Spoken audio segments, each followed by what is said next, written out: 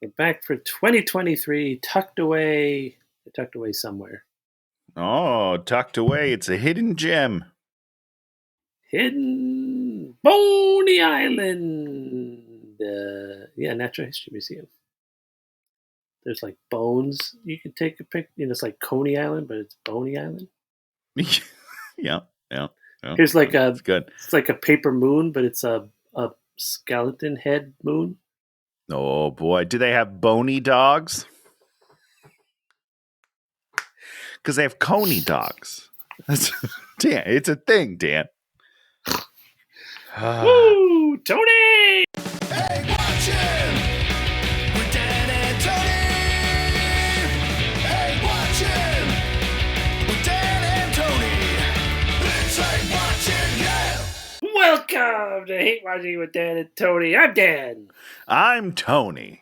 And it's Halloween spooktacular time. And I don't know if either of us really picked this movie. I think it was just it was default. It was default after you picked the first one. It was like, well, we got to watch the second one. Oh, I picked the first one. So there we go. So we watched the second one. We watched the brand new 2023 Haunted Mansion reboot of the franchise based on the Disneyland attraction ride. And they got every single thing that was in the Haunted Mansion house. I don't know if they did the hanging, though. They didn't do the hanging. I think no, but Eddie Murphy's did the hang. Oh, boy, this movie's worse. Look at that.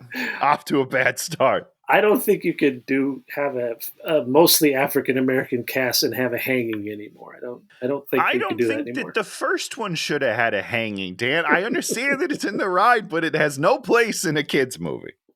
So 2023... 2 hours and 4 minutes.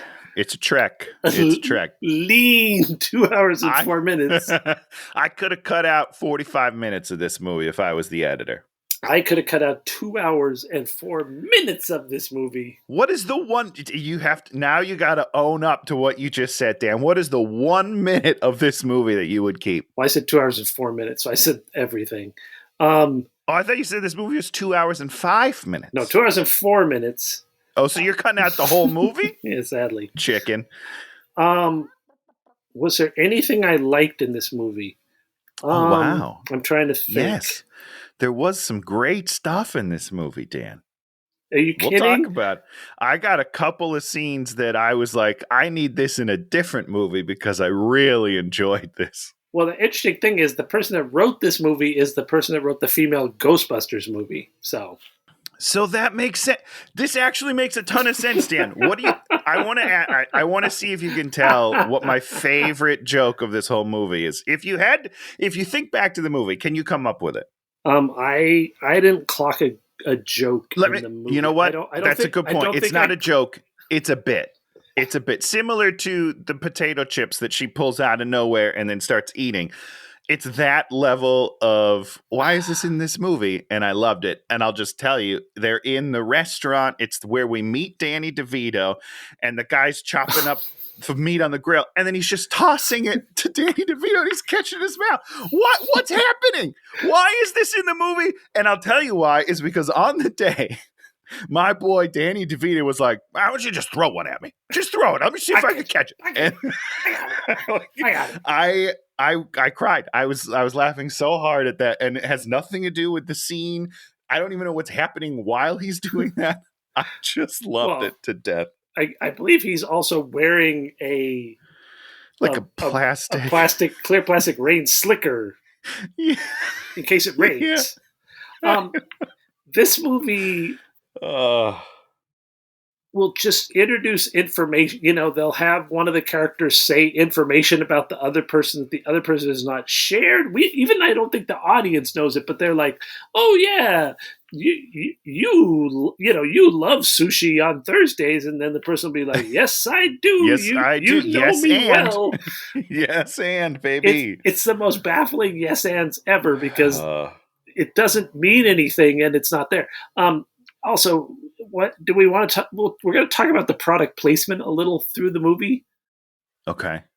Do you remember any of the product? It was interesting because at the beginning, you have the, they have the little yellow words up in the top left corner that tell you all the problems with the movie, sexual, naked butts, this, that. Product placement was the last one. And I was like, huh. That's a warning now? That's a warning now. And the product placement in this movie is the worst product placement I've ever seen in a movie. Like, usually really you product place so that people might actually want to have the product. This movie puts it in there mostly unseen, mostly as references to things that never happened that just don't make any sense. Interesting. I think that I'm almost completely desensitized to product placement. And I think part of it is because I like it. I love consumerism. Let me just throw that out there. I love, I'm the guy that every time an app is like, hey, do you want to share your information? And people are like, don't do it. I'm always, I want to share it because I want those targeted ads coming to me so I can look. Every time I open Instagram, I want to buy at least 2 things. That's my goal in life. Every time I open, I want to be like, shit, I gotta get this. This is for me.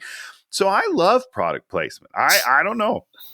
So now here's the question. So you're scrolling through your Instagram. Boom. Yeah, you're doom scrolling, I believe the kids call it. You're watching a dodo video of like a baby capybara and a cat who have become best friends, and this is great. The cat sleeps on the capybara and the capybara sleeps on the cat, and it's like the greatest thing ever. And I like that, and I share it with my wife. And you share, and then you expand down there the thing to see where it comes from, so you can see where they're at. So maybe you'll go there and watch their continued adventures, and then you read the thing and it says, and after they did this, I put them in the car and we drove to Baskin Robbins. Then I'm like, I should get Baskin Robbins too. That's my question. If the cats are liking Baskin Robbins, I should probably get some B&R. So if there's a little reference, there's no pictures. You don't see the cats and the capybara eating ice cream. Is there an Baskin Robbins? No. That's going to be tough. Let me, because I need to go down the train with them. Because if they did that and then we went to @Baskin Robbins, I'd be like, I wonder what the flavor of the month is here. And then I'll click on that bad boy. And then it brings me to the website and then I'm in. It's you're conjuring the thing only with the name of the brand. You're not seeing the brand. Tough. You're not the people on the screen are not doing the brand. It's just, I just mentioned a brand. Here's why that's tough for me. I don't want to do any of the work. That's why I want the ads to come to me. I don't want to have to do anything. I don't want to have to open up my Google and be like, well, I better check Baskin Robbins. No. It needs to be there. I need to be taken along for a journey that ends with me at something I want to buy. There it is. So I don't think I laughed this entire movie. And Dan, I'll watch we're so different. I'll watch a movie like this, and I'll just be like, I have to believe that there is something in the world that works like this. Okay, well, sure. Turned on Amazon's movie Totally Killer, brand new horror movie. I'm excited about this. Yeah, I watched the first 10 minutes of it. I'm just like, wow, there was scares, there was jokes that were actual, just now reference jokes. I'm like. Sure. And I was like, that's a joke. And I like the joke. That's a joke. This movie, you're just like, where's the jokes? Where? Hold on. I think I found some jokes. I think I wrote them down. Okay, well. I'm still looking. I got 2 pages. You start the show and I'm going to find some jokes in here. Okay. I think I wrote a couple of down that I like. I know that Tiffany Haddish had one joke. I wrote down one. I was going to keep score, but I didn't because DeVito would have ran away with the victory. He was funny, and he probably had a couple of jokes in there. He did not bother me. DeVito. He's DeVito. He's the consummate professional. Yeah, he's just going to come and he's going to show up on your set and he's going to elevate everything that you're doing, and you don't put him in the movie enough, and that's on you. Therein lies the question: did they use anybody like that well? No. Not at all. Okay. And I love Owen Wilson, but they didn't give him enough to do. They done Owen Wilson dirty. They done my boy dirty. So we start off. I think it might be Madame Leota doing maybe they talk about her or something about her, and we're doing in New Orleans. Talk about death being a beginning, grief being joy, blah blah blah blah blah. Then we have this bar scene that doesn't make any sense where we meet Ben, played by Keith Stanley, who's supposedly an astrophysicist. Sure. Now, you didn't buy it, huh? I didn't buy it for a fraction of a second because they don't set him up that way in any way, shape, or form. Not then, and definitely not throughout the rest of the movie. He doesn't ever do anything to be the smartest guy in the room. Yep. Does that make sense? It totally makes sense. And in that Amazon Totally Killer movie, we get to like a science fair, and the one girl is like the science nerd, and I'm not going to tell you what's going on. She's doing her doing her project, and it is 1,000 times more absurd than what him being an astrophysicist. And I'm like, I'm in. I buy hook, line, and sinker. You know, it's like there you go. I don't know if you ever saw that Joe Dante Explorers movie, where the kids make like a spaceship in their garage. Yeah, of course. Yeah. You buy that more than you buy him being an astrophysicist, and for some reason. I don't know what that is. It's not because they give him one line about astrophysics in the beginning of this movie, and then we never talk about it again. The only time we talk about it is Owen Wilson be like, hey, you were really smart, and now you're doing really dumb things. That's it. That's all we talk about. Does he actually say that at one point? No, not. He's like, it's... His analogy is that's like having Michael Jordan play baseball. Let's get you in the right sport. Yes, he does. Which is kind of funny. That was almost a joke. That was almost a joke. Almost a joke. Not quite. He runs into this woman, Alyssa, who's a ghost, who does ghost tours, and it's the new year, and so they kiss, and so we're like, here comes a relationship. She seems much older than him. Strangely. Sure. Yeah. They don't seem to fit together. He's very, very good looking. She's just kind of older, normal looking. My thing is their conversation. I don't feel the attraction between them that I have to in order to then just know that they got married at some point, and then because we don't go through their relationship. It's just this one scene, and then we kind of fast forward. And I'm like, okay, so he just met a stranger one night, and that was it. And they never spoke again. That's kind of the way I looked at it. Well, that's not what happened. It's the future. Ben is drinking. What? And she's dead? Yeah, so dead. She's so dead, yeah. He's, for some unknowable reason, is still running her ghost tour. But is he? Because he says that it's a historical. Did he change? I was confused. Well, the thing is being advertised and sold as a ghost tour because everyone comes there to it as a ghost tour. Okay. He's trying to do it as a historical tour, and they seem to be interested in this specific tour as if and him as a guide almost. That they're expecting a thing. Well, because they almost followed him to the bar. Yes. He was like, are they still outside? I don't understand anything that's happening right now. And on top of that, I don't understand why he is so against ghosts. I mean, we kind of find out that it's because his wife loved ghosts and then she died or something. I honestly don't know. But in the beginning, he also didn't believe in ghosts. So he went from not believing ghosts to then in the next scene not believing ghosts, but for two different reasons. And that's just bad character development. That doesn't make any sense. And boom, in the tour, there's Mary Lou Henner from Taxi. Did you recognize her? Nope. Definitely not. Not until you just said it right now. Just a very strange cameo for no reason. Doesn't make any sense. And then, yes, he's over ghosts. He yells at them. Then he says, I'm sorry. Then he says, come on. And then, Dan, and I won't harp on this because I do like him as an actor. Why?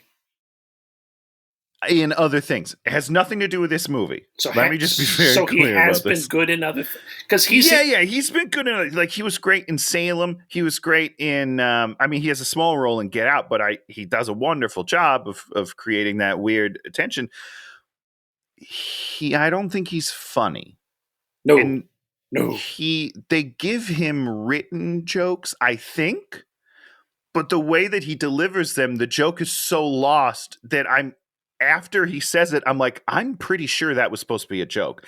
And I try to think of the line and like deliver it the way I would deliver it and be like, I'm pretty sure that's a joke. But he's not delivering it like it's a joke. Well, because you're a comedian. I don't know. I'm not, everybody. I'm not. I'm a failed experiment at best. Waka. There's also times where he tries to act funny, like in the way that he moves. And it's really, and a number of the characters, they have them do stuff. And it's like, no, you got to be he's got to be the straight man. He's got to be the serious, like, okay, let's break this down. Let's figure this out. But he's got to be the Jason Bateman of Arrested Development. And I only say that because Jason Bateman, one of the funniest guys on the planet, very funny, but plays that straight man so well that it also becomes fun. Like that is the perfect embodiment of what that caricature needs to be. And this guy, not it. He does not it. And I don't know if it's entirely his fault, but the whole movie does not understand what its tone is, and everybody's playing it all in different tones. And the movie that I want to be in is Danny DeVito's movie. Yes. Always and Forever. Yes. This guy, I can't wait till we talk about him in a little bit. It's going to be a long time. This should be a corny, sweet movie. It is not a corny, sweet movie. It's a confused movie. Yeah. Okay. All right, moving on. We see this U-Haul driving through the city, like as if it's coming from one place, drives through New Orleans, which of course you would never do. You don't want to be anywhere near the New Orleans. Oh, okay. And then it drives out. It's like, it's like saying I was on the freeway through LA and I got off the freeway, drove through downtown, and got back on the freeway and got out. Okay, no, that's not what you ever do. But they want to set this up and make a connection that doesn't make any sense. And there's weird, like, superimposed images of New Orleans throughout this car. I didn't understand the editing choices that went into this whole intro scene. But this is maybe the worst edited movie we've ever done, other than the terrible John Travolta's Battlefield Earth, which was the worst. That was the worst edited movie I think we ever did. That is pretty bad. You're right about that. This movie really makes it clear that the editing is terrible. Yeah. It's tough. I mean, listen, that's a tough job. It's a tough job, but how do you? I don't know. So they arrive. The U-Haul arrives at the Haunted Mansion. Boom! It's the exact same Haunted Mansion as Disneyland or whatever. With the columns. Same building. It's Rosario and a kid. I did not hear this kid's name, I think, until I believe the last page of my notes. When they're like, he's talking to his dad. I think they say his name in that scene. I think that's the scene where I wrote down his name. Yeah. I believe his name was Travis. Never heard his name up to that point. Here's what I'm going to tell you right now. I still didn't know that. That is my brother's name, Dan. If somebody in the movie had said Travis, I think I would remember it. I believe that was his name. I believe you. I'm having a hard time believing that anyone said it throughout the movie then. Yeah, it was rough, and I always like to write down the names so I can see what's going on. They have two people with B names also, which very, very problematic. Yes. Who's the second? Ben is the Travis. main guy. His name is Travis, yeah. Ben, and then someone else's name starts with a B. Someone's name is Gabby. Gabby? Who's Gabby? I don't know any of these people's names. I think Gabby is Rosario's character's name. Okay. Laying it, and that just tells me there's probably stuff in this movie that they cut out that probably was establishing more of this stuff. Yeah, well, maybe. Not filmed. Maybe in the original script, and they were like, oh boy, this movie's going to be 2 hours, 12 minutes. We got to cut down all that unnecessary fat. The kid is wearing a bow tie at 11 o'clock at night in a car ride for hours. Yeah, that's not comfortable. That's not comfortable at all. No one's going to do that. Kid would have torn that. It's on the floor. no one dresses for a car ride to look their snappiest. I'm sorry. Okay, yeah, because I dress for car rides, but I dress down. I put on some sweat shorts. I mean, I always wear sweat shorts, but you dress comfortably for a sweaty drive of hours and hours. You do not get dressed up as if you're going somewhere. First day of school, yeah, man, snappy. Let's do it. And then you take the picture and you're like, first day of second grade. Remember those? Did you do pictures? Oh, sure. Did they have cameras when you were in school, Dan? They had daguerreotypes. That's not even a word I know. It's an early photographic process. Is that where they stencil it out of clay or whatever? No, it's a photographic process, Tony. So is that? It's from the Flintstones. And then they have a picture in a tablet. You like the Flintstones. We do this whole setup where she calls the movers and like, where are you? And the movers are like, we'll be there in 4 hours. And she does like kind of a joke, like, where did they stop? They stopped to do something. It's a good joke. It's good. Not once again, but why have you wasted space on having her call movers we're never going to see? Yeah, it doesn't make any sense. I feel like they thought people were going to wonder where the movers were if they showed up alone. They're like, well, if they're moving there, shouldn't they have movers? I don't know. It's very weird. It's like there's things like that in this movie that you just like you've cut out other important things and left in the waste of time movers shit. Some stuff that doesn't mean a single thing for the rest of the movie. So I love it. The door's just open. The kid's freaking out. He goes inside. There's all these paintings. They don't even think about trying to turn on the lights when they walk in. Makes no sense.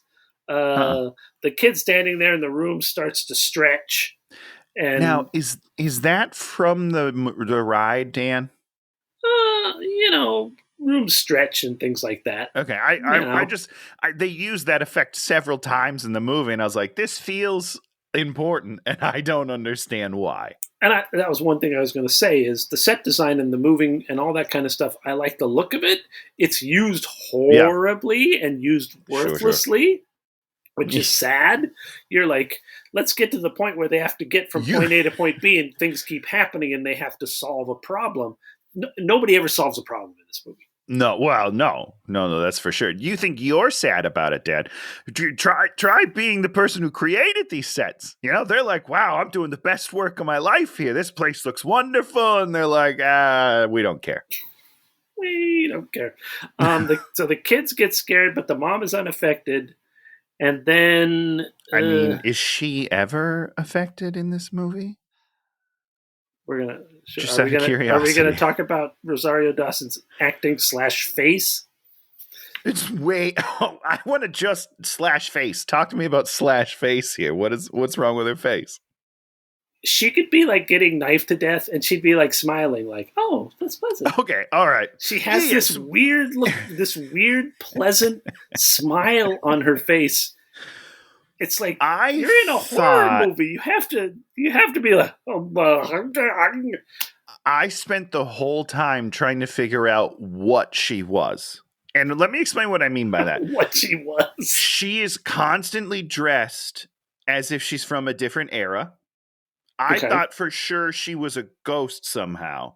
Or some sort of creature created by the house. Because I was like, she's not human. She doesn't have emotions. She's super weird, and she's always dressed wrong. She sticks out very, very from everybody else. She sticks out a lot to me, and I was like, there has to be something that's going to be revealed, and there's not. So then the whole time I was wondering what's going on with her, and I never learn anything. We never learn. So I'm still waiting. Maybe Haunted Mansion 2, there'll be some revelations. Yeah. So basically, this place is haunted. They get chased out of the place by the armor. So, Ghost comes out of the porch. The kid goes to the bedroom, puts out a sleeping bag. There's these giant beds. I mean, I think she does a line about maybe that's why she called the movers, because then she can do the line about how she bought this place on Zillow. Yeah, Zillow. First, these are the product placements. Is she bought this mansion on Zillow? Oh, interesting. Yeah, okay. You're right. And you're like, I didn't even think about that. I wrote down Zillow. Yeah. I wrote it down, Dan. They got you. And I was like, as soon as that happened, I was like, I should check Zillow. I wonder if there's anything here that I could get for cheap. Because she must have gotten this thing for cheap. It's a mansion, right? It's a huge house. She's a single mom. Like, how much was this mansion really worth? And then I started thinking, if it's a cheap mansion, you got to start thinking there's something wrong with it. Who was her? Like, did she have to go through a realist? I've never bought anything on Zillow. Do you still have to go through an agent, or does Zillow handle that stuff? I really don't know. I think you just click a button and you own it. I'm going to click a bunch of buttons, and later today I will let you know. And it's like the ultimate terrible setup. It's like, you got to give it to her. You got to deed it to her. Every movie like this, when you get something that you don't. Yep. But she supposedly bought this? Like, she just buys it. First of all, are you going to buy a rundown house? Like, the pictures on Zillow would have looked terrible, right? Am I crazy? I need to see the Zillow ad. That's what I need to see. Well, I need to see the Zillow listing. No, this is Dan Goodsell. I'm looking at the Zillow. I'm like, what the fuck? This place is $60,000, and I'm like looking at that armor. I'm like, if that's a real suit of armor, that's worth $50,000. I can make the money on that.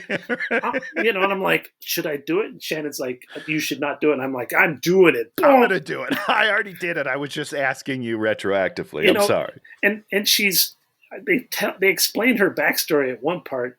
This is her backstory. I was a teacher, but then. Now, do we know that her husband died? No, you don't, because that's the twist. But at one point, that's the twist. At one point, she says that the kid wants to go and stay with his dad.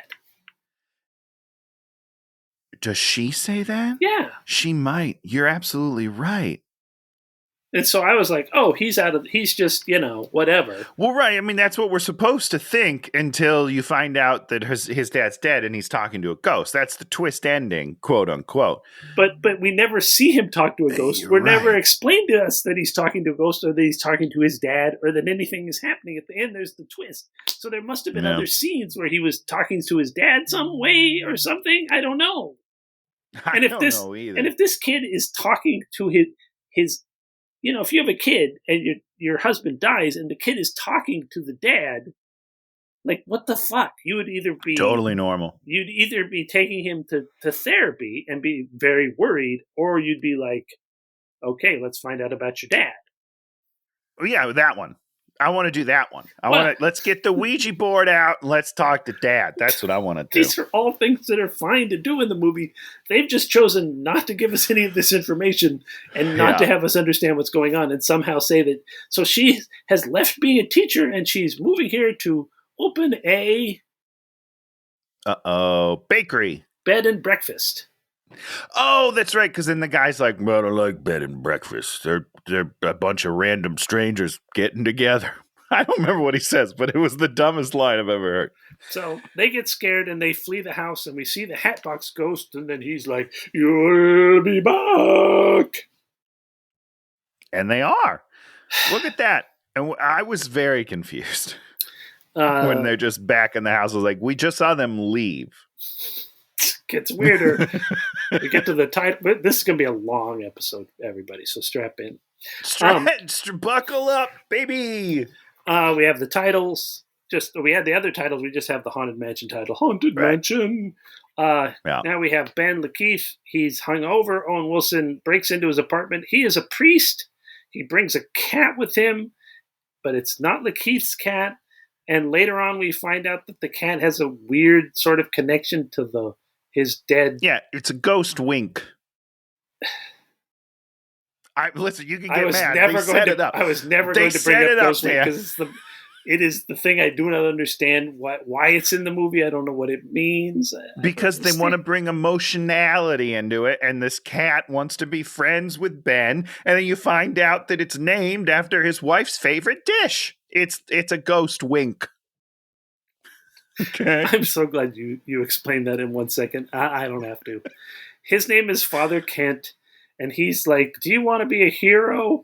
I need you to come to this house because I'm doing an exorcism and I'm assembling a team of paranormal people. And I've heard, and I not even heard, I know you're the guy who has made a camera that takes pictures of ghosts. And then we get and then he was like, I was laughed at it professionally or something. But profession by who? What profession? Well, what profession is this? The other astrophysicists all laughed at him for making a camera that takes pictures of ghosts. And we get to the crux of things right now. Oh God, I don't. This we're coming up on a scene. I'm going to have to kill myself. No, you're not. What's going on, Dan? Why did he make this camera to like impress his wife, girlfriend, the woman who dies? I think he was trying to get in her pants. I'm pretty sure they don't explain it, but I think this was early in their relationship, and he's trying to, and that's how he does it. He must believe in ghosts because he believes. No, he doesn't believe in ghosts. Well, then don't worry, he doesn't believe in ghosts. Then how does he make a camera that takes pictures of ghosts if he doesn't believe in them? And did he ever try it? And did it work? Or did it not work? How would he even know how to take a picture of a ghost if it's a thing he doesn't even believe in? Well, it couldn't have worked because otherwise people wouldn't have laughed at him professionally. Because let me explain something to you, Dan. If I make a crazy invention, people laugh at you until it works. And then they're like, oh, shit, you're a genius. You've just created something that no one's ever done before. Nobel Prize. But I mean, that's the thing is he's like, he should have said, my wife made me create this camera and she found these blueprints in a something and I was like, I can do this, and then everyone at work laughed at me, but I still did. You can't, and then she died before we could test it. You got to give us something. Or something.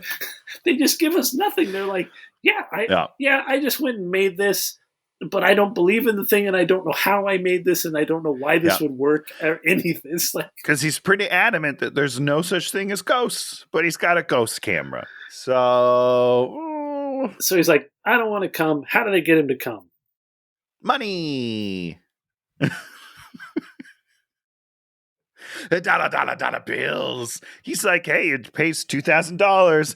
And then here's another missed joke. He drops it too much and he's like, what's the address? It's not funny if he's defeated about it. I don't know. His comedic timing is not good. So he goes there, he meets Gabby, this is where we learned her name, because we didn't learn her name when she opens this door, she's dead. I think she's dead, Dan, because here's the thing. They left the house, right? The last we see them, they're running away from the house. Then she opens the door. She's dressed in 1910s clothing, and she's just got this weird Stepford Wives smile on her face. And I was like, she's a ghost. She's a ghost. She's been there for 100 years. That's the twist ending is going to be. She's already dead, and he's helping a ghost. She's like, once you step over here, you're part of the mansion. And he's all like, I don't believe in ghosts. And then he steps over the thing, and you're like, that's kind of weird. Yeah. No going back. I guess she gives him the money. The kid is living in the tent, and there's this action figure interaction he has with the kid, which is so weird. It doesn't make any sense. And he's explaining the guy as if you know what he sounds like. I don't remember what the catchphrase is, but it's a bad catchphrase. And he's like, what are you doing? And then he's like, oh, was that only in my discount store?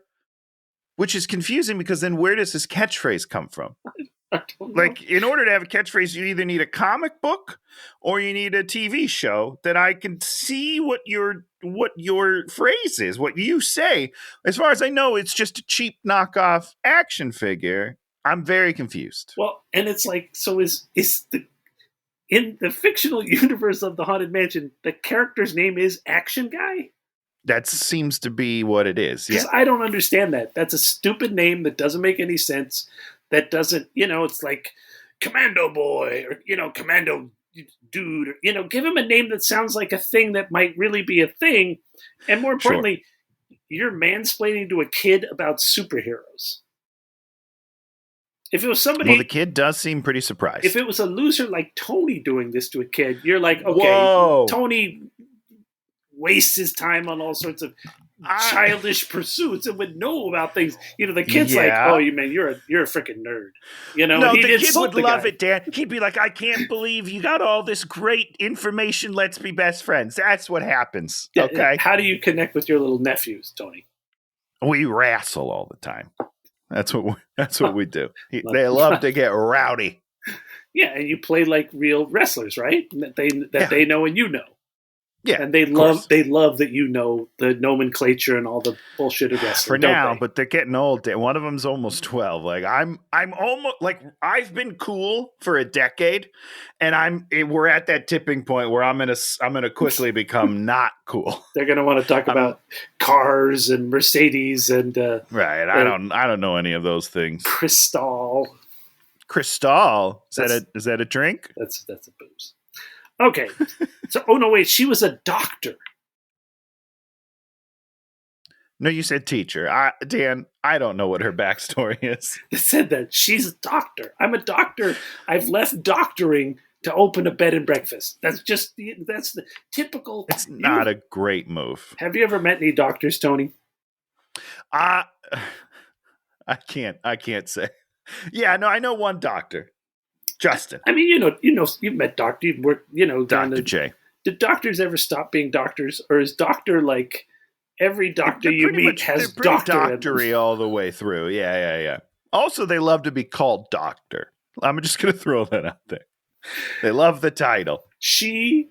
Does she ever do anything in this movie that says doctor, like set a bone or something? Oh, I thought that she stethoscoped, but I actually think that's the kid that stethoscopes DeVito, now that I'm thinking about it. So no, she does not. You've set up someone with a lifelong knowledge and skill set. You do not have that come into play one time during your movie. That's kind of a theme in this movie, though. They just set things up for no reason. Oh, now she explains that she found the house on Zillow. She's like, I found this. He's like, how'd you get this? A flash. So, he starts walking around the dining room, and then the armor appears at the door. Wait. Hold on. Oh, no, you're right. So he's walking around with the camera. Talk about his use of the camera, Tony. So this fucker, this guy walks around the house, and then he just pushes the camera button, and he goes, chicka-chicka. But each time it's a different sound. That's my problem with it. If he went around, he was like, and it was the same sound, at least it's consistent. But this is what he does. The first time he's like, and the next time he's like, and the third was like, and he's making different sounds every time. The camera wouldn't make different sounds. You know why he's doing that, Tony? So that we know that he's not really taking pictures? Oh, what? Because he's being funny.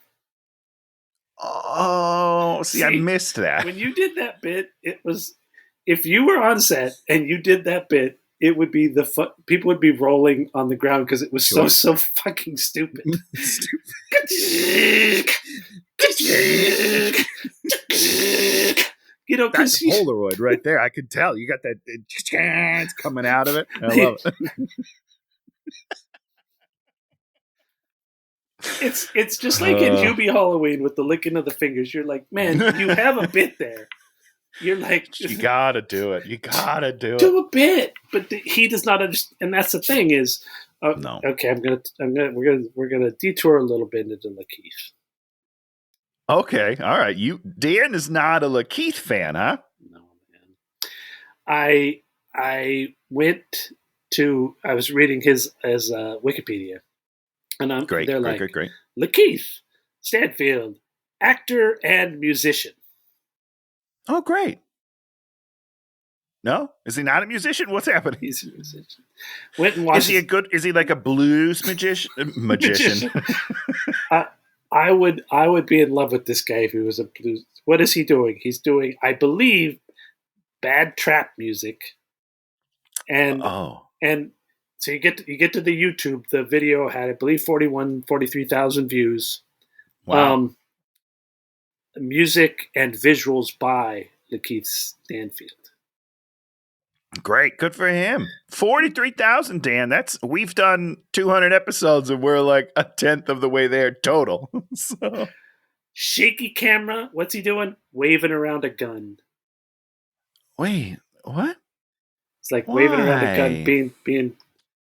No, that's no good. I know. It's like, come on, dude. No. You're like a TV/movie star, and let's not promote that guy. Yeah, what's the point of this? You're like being a What tough is the guy? point? Did he get artistry on it? Does he talk about what the deeper meanings are? I haven't watched any of his interviews about his musical artistry, but it just sure. Once I see you waving around a gun and kind of pointing it at your own head, I'm like, you're out. You're out. No, thank you. Super there's kids, man. You're making a kids movie.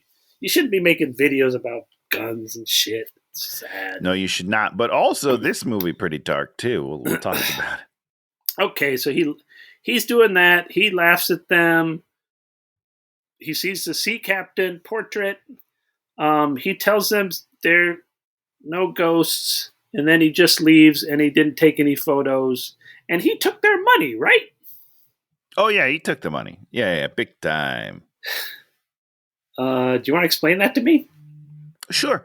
There are no such thing as ghosts. He says it a lot of times, Dan. So there's no point in him actually taking pictures and wasting film, even though it's clearly a digital camera because it shows on the back LCD screen.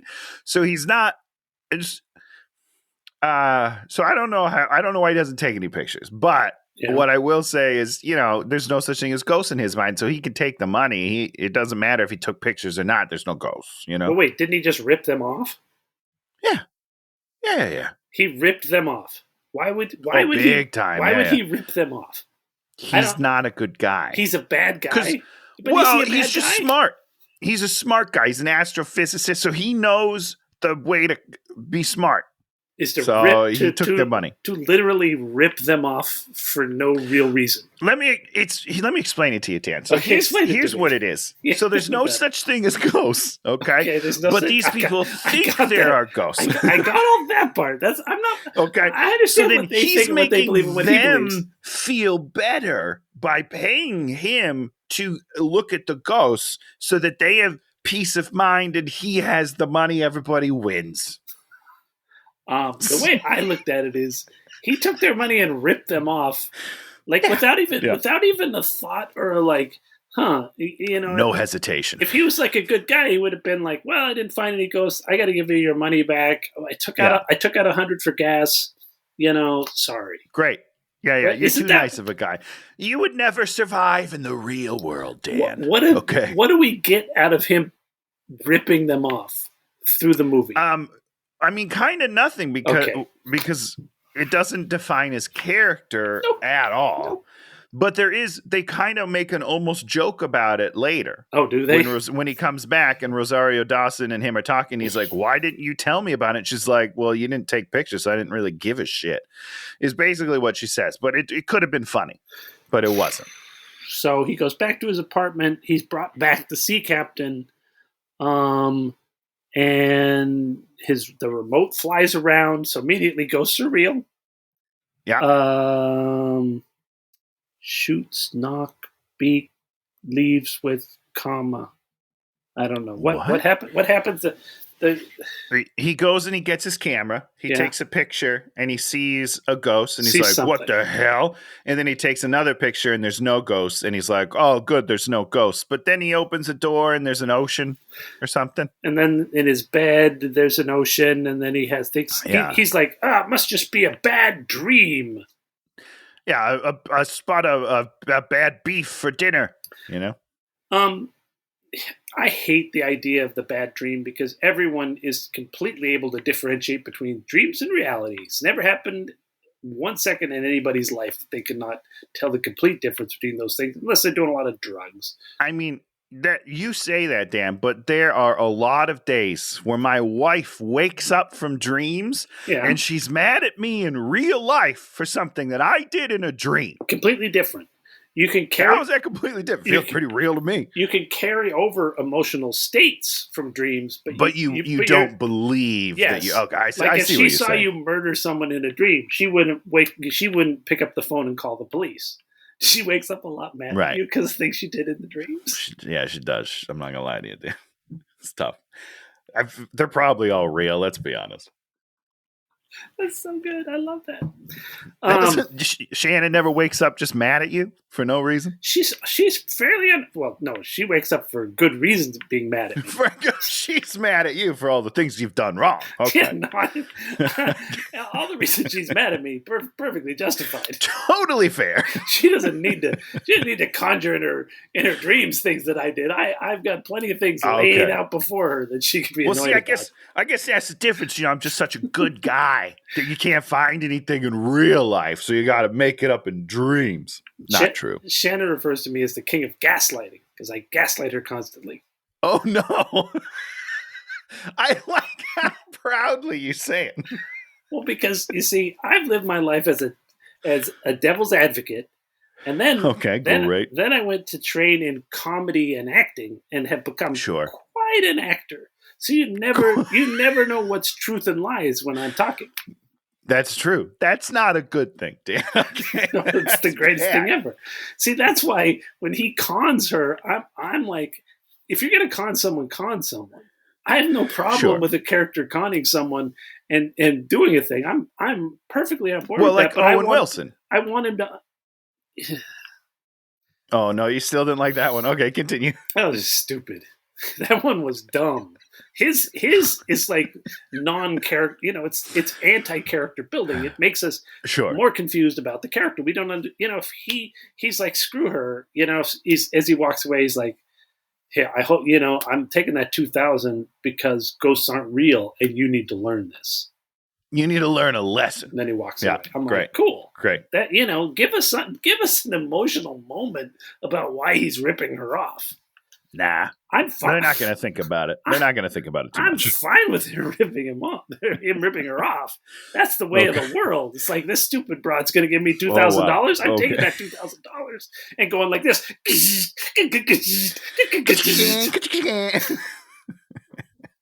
So then he gets waved out of his house by a thing and almost hit by a car. Isn't there like some weird thing that happens with the car in the street? I don't know. He's all wet. Does that count as weird? So he goes back to the haunted mansion and she's like, right on time. And basically what we find out is that once you step foot in the house, a ghost follows you home. And then that ghost is going to ghost you so hard, you're going to want to come back and find out what's going on. Which is one of the only rules I really like in this movie. I think that's cool. It is a brilliant thing to motivate how this movie works. Yeah, it's good. It's good. Now, I am confused. Oh, jeez, we've been talking a long time already. We should keep moving. It's going to be a long one. She says right on time, but there's not a witching hour as far as I know, right? Well, so like, is there? I feel like she's been outside all day. I think she's been out there for 4 or 5 hours waiting for him to return. Because there's no hour where it's like, and now the ghosts are here. It just happens all the time, right? Well, the point they're trying to make is that, she knows how long it's going to take, but trial and error, she's seen how long it takes for a person to be driven back to the house. Point being, Tony. All right. Let's examine Tony for a minute. Let's do it. Bring it on. If you had this ghost follow you home, would you be Love it. Would you be on her time frame, or would you like push it and probably live with the ghost for 6 to 8 months before you finally go back to the house out of stubbornness? I don't know if it's 6 to 8. But it's going to be a while. Listen, you can't let ghosts run your life. First of all, you got to try to get rid of it on your own. Don't just immediately do what the ghost is telling you to do. What kind of a pushover are you? If I get a ghost and the ghost is like, you need to go to this building, I'm not going to go to the building. Why would you go where the ghost is telling you to go? You got to stand up to your ghosts and your demons, people. That's the lesson I want you to take away from this. Don't do what they tell you to bow do. Down to them. You do what your masters do tell you. Everything they say at the very first moment they say it. Pass.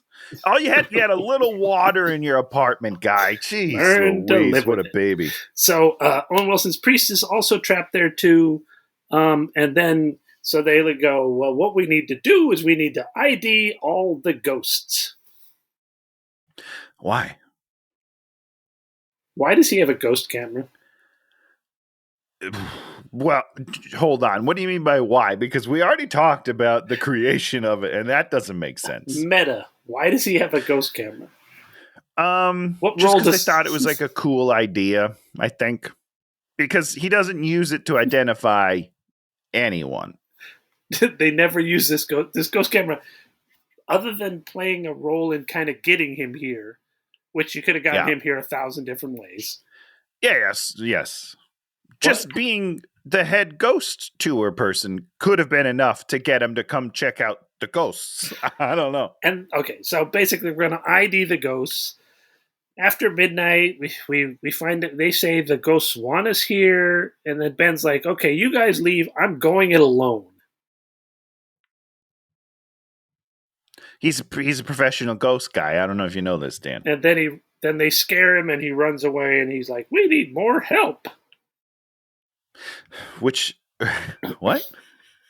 Like, why? Well, I don't understand why you're assembling a team. I don't get it. Now, let me ask you a question, Tony.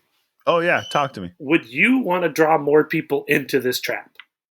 Yeah. I think that was my first move, is to be like, I'm going to invite some people that I don't like all that much, and I'm going to have them come in here, and then I'm going to laugh when they get attached to ghosts. Oh, see, that's what you would do. You would assemble. Yeah, they would be like a revenge thing. Everyone that's been a problem in your life, you bring them there. Even though just be like, you know what? I put it under the context of like, let's make amends. Come to this house. We're gonna have a nice dinner. I'll cook for you. I just want to extend an olive branch. And then the second they step through the door, I send them back home laughing at them, and then they're stuck with a ghost. I won't even let them back in the house, Dan. That's the best part, is I'm going to send them into the world, and then this door is closed to them forever. They got to deal with it outside on their own. Let's talk about the kid for 1 second. Okay, yeah, this sweet little boy. Were you surprised when you found out that he was going to school? Here's the thing about kids, Dan. I don't know ages. Sure. If they're under 12, I don't know what age school starts. I don't have a clue.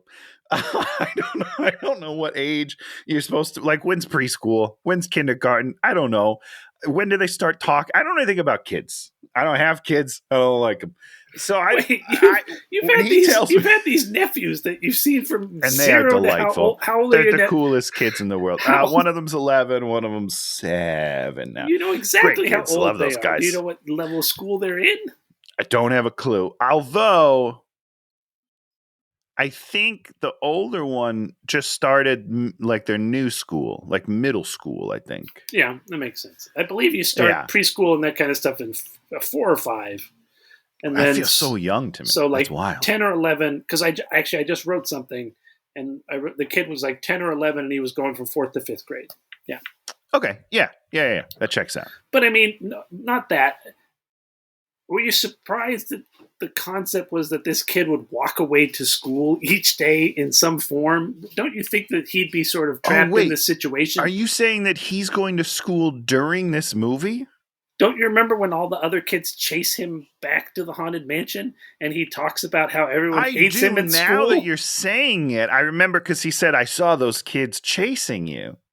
They literally show kids chasing him at one point. Yeah, he should be having ghost encounters at school all the time. You can't leave the house. That's the rule of the house. You can't leave. He's leaving 8 hours a day to go to school. How's that? I didn't even put that together. And everybody hates him there for no known reason. Of course they do. He's bringing ghosts everywhere, Dan. I hate it too. No, you would not for 1 second. if there was one, cool. if you were in 4th grade and one kid had ghosts haunting him and he was coming to school, coolest kid in the world, the kid would win everything. Cool. We would have sleepovers at his house every night. I was huge into Goosebumps. Remember Goosebumps? R.L. Stine, he's my hero. We would have ghost sleepovers every night. We'd get we'd try to build little devices to try to find the ghosts. Wait, you like did this? Oh, we used to, oh, Dan, we were huge. We're going to Salem this year for Halloween to ghost hunt with my mom. But we used to Ouija board all the time. There's these bars with swingy metal things, and they point at the ghosts. A dowsing rod. Exactly. Yeah, we got all sorts of toys. She just got these things. They're called cat balls or something, and they roll around and light up when ghosts are near them. Anyhow, we have a lot of toys. We would have had a lot of fun with this kid. I would have been best friends with this guy. Yeah, so I don't buy that he was hated. And at the end of the movie, he's all like, and they elected me treasurer, vice president of the school. And it's a pretty quick turnaround. I don't know what the time difference is between these two things, but that's a fast turnaround for a kid. Why? Why would they? You're still the big nerd that you always were, playing with action figures. He's still dressed the same, that's for sure. Okay. So their recruits are going to be Danny DeVito, the historian, and they meet him, and then they try and steal his stuff as opposed to letting him come to the... Because I think it's because he's too old, they were afraid. Yeah, or something like that. I don't know. Now they care. Yeah. I just love DeVito. That's all I'll say. He's great. He's very funny. Everything he says is great. That the meat bit where the guy's just throwing meat from the grill and so good. There is one joke I want to say, Dan, and you missed it when they're talking about making the team. Yeah. Owen Wilson is like, I wanted to get the foremost expert on something, but he's dead. So I found this other guy, and that was a nice joke. Yeah, it's a joke. That was a real joke. Yeah, it was a joke. That was funny. Yeah. Then they go and get Tiffany Haddish. She's their psychic. You like her? You like Tiffany Haddish? What do you mean by like her? In this movie. Like her? You want to date her? Tiffany Haddish was funny until she became popular. Oh, yeah. Okay. I'll buy that. She has not done well. She has not continued to hone her craft. She can be incredibly funny, and if she had a good comedic director who really worked on the material with her, but I have the feeling that she thinks she's funny, and so she just does she just sort of does a thing, and it's like, that's funny. Have I ever told you my Tiffany Haddish story, Dan? Have I told that on this podcast before? We're gonna get that in 1 second. Tiffany Haddish studied, I think, at Groundlings, similar time to us. She was friends with Jeff. Galante, and when he made this little pilot thing, she was in that. Yeah. And she was pretty funny, as I remember it. Yeah. She's funny in person. I enjoy being around her. I think she's funny. You enjoy being around her all the times you're around Tiffany Haddish? No. I was around her only one day. Okay. We did at work. This was at work. This wasn't even with Groundlings. At work, we did the Super Bowl halftime for Verizon a couple of years ago, 4 or 5 years ago. She was one of the hosts of the halftime show. So what we did is we had her in our green screen. And so we would come to her live, do bits, and then they'd cut away to musical performances and things like that. She's very funny. She was very fun. She was joking around on set, but the best, it's one of my favorite things that's ever happened. We're live. One of the musical performances in Florida was having technical difficulties. So we needed to stretch our time. We needed her to fill time. So that's what we did. We did that visual, and she's live on camera. She's like, I don't know what this means. I don't know what this means. So then the producer's in her ear, and he's like, you need to vamp. You need to vamp. And she flips out, and live on air, she goes, what the fuck is vamp? And we're like, oh no, she cursed. And then she just like went off for like 2 minutes yelling at her producer live on air.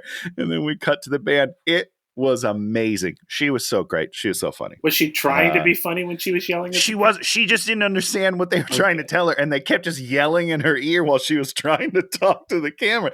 And she just got fed up. She lost it. It's great. I'm sure you can find the clip somewhere. I don't think we took it down, but it's great. Yeah, she seems like wonderful. One of those people that if you get her in the right position and you maybe not curtail, but you understand what you're trying to get out of her and you get her moving in the right direction. This movie, they didn't give her anything to work with. Direction. Yeah. She needs a director. In my opinion. And let's listen, I'm not in movies. Nobody wants to hire me. That's fine. She needs a director. She needs someone to kind of point her in the right direction and be like, this is where you live.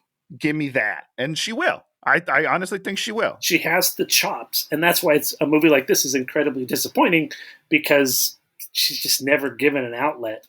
Have her chew out the other people. Have her do. I want to see her when she comes back with that ghost. How you say to her? Say, Tiffany, you are pissed off that you're stuck with this ghost. This ghost has been ruining your life for 2 weeks. Mm-hmm. Tell us about it. Tell us about it. I thought it was coming when, and we'll get there, but I thought it was coming when Ben astral projects instead of her. Mm-hmm. I thought there was going to be a really fun when he came back, but instead she was just like depressed about it and didn't say any words. Ugh, terrible choice. Okay, so psychic, she demands money, so she's coming for money. Danny DeVito's... Isn't everybody coming for money? Well, except for DeVito. DeVito just really wants to be there, which is the best character. Which is why he can make sense surprise, that he's there. Surprise. He wants to be there because he wants to be there. I think they go looking for Madame Leota now. I guess. So they find this door in one of the portraits. They find the seance room. They do a seance, and I wrote this... Tiffany, they do the seance and Tiffany Haddish's character keeps falling asleep? Was she really falling asleep or was that a bit? I didn't understand that at all. I didn't understand it either, but this is the scene that I think she has her one joke. Oh, okay. But I don't remember what. Oh, they just keep interrupting. So it's weird because she does this falling asleep bit and I don't understand it. But at the beginning, she's like, I need no interruptions because I need to get through this. And if you interrupt me, I have to start over. Which is a fun setup for them interrupting her and her having to start over and then getting mad at everybody. We don't do that. Don't do that bit. But there is a moment where... Let's set up the game of the scene. And then ignore it. Totally not ignore it. Great. But there is a moment where one of the times she wakes up from her nap thing and she just goes, oh, well, now you got me mad as hell, which was very funny. And I was like, yes, start there and build. That's a great entry. And now and then she goes back to sleep. And I was like, what are we doing? Very disappointing. They have a pad that they're trying to communicate with William Gracie on. And where did they get the pad from? Boy, what was her joke? It's not a joke. I can't remember the store name. Is it? CVS. CVS. Ah, shoot. Yeah, I forgot it. Ooh, I thought it was gonna be a joke. No, it's product placement. But they said CVS. It's inorganic. Is that a word? Inorganic? It is. It is as inorganic a line as you can get. It's product placement for no reason, not even in a joke. Oh, here's why I thought it was going to be a joke. Because just 2 minutes earlier, we made an Amazon joke, right? Oh, did we? Could have been. I didn't Rosario Dawson, because there's a candle in there, and she's like, "What is this? Pumpkin spice candle?" And she's like, "Yeah, well, I keep forgetting to cancel my Amazon subscription," which I thought was a joke. It was also a Yankee Candle reference. Yankee Candle. Sorry, I'm sorry. You're right. You're right. You're right. In that movie I was telling you about, the Totally Killer movie. Yeah, she's the teenage girl's she's got a poster of the old rock star who I guess the mom had known the old rock star, when they were in college, and she's all like, "Oh, why do you like him? He's so gross." And she's all like, Yeah, but he's campaigning against single-use plastic. It's a joke. It's funny. It landed. Yeah, it's a good I joke. laughed. You laughed. It's a joke. Yeah. It's like the CVS. You're just like, make a joke. It's not yet. Well, it's an opportunity for a joke to do product placement. I'm fine. Again, I'm fine with product placement. I like it. But you have to do it well. You can't just say it. That's not interesting or good. So Gracie tells them they need to talk to Leota, and then Ben is like, "Can you talk to my wife?" And then she's like, "No, no, I cannot." Well, anyhow, moving on. So let me ask you this question: Yeah, is Tiffany Haddish's character, is she psychic? Dude, I don't know. I think so, yeah, because Jamie Lee Curtis is like, you have a power. You need to believe in yourself. Hold on. In the movie, this character, if you were to have her sit there and tell the truth, would she say, "Oh yes, of course I can talk to spirits"? You don't know. I don't know. You don't know. That's a tough question. We don't know. It's tough. And that's the whole thing. Is in Ghost, Whoopi Goldberg's character, she's fake. Knows. Oh no, she's real. Oh, she is real? I don't remember. I haven't seen Ghost since I was a child. I thought you were just going to say that she was real. But she does channel the ghost, because she channels the ghost, but she's a fake spiritualist who ends up channeling the ghost. I believe. I like you. Okay. I've not seen it in many, many years. I guess I'll have to rewatch Ghost for the pottery scene. You know, but that's the thing. You have to decide if your character is psychic and knows it, isn't psychic, and then but does have the ability that is nascent. Big word. I don't know what that means. You know, it's like, I think it means inside but not manifested. Sure, of course. So she just like, nope, no. And then I'm not doing that. Then the evil presence shows up and breaks the camera. Now, Dan. Yeah. On the ride, do they make a joke about flash photography? I feel like they do. Ooh, please, no flash photography. I'm sure they do. I'm sure they say that. Because they say that in this movie, they're like, turn off the flash because ghosts hate the flash. Yeah.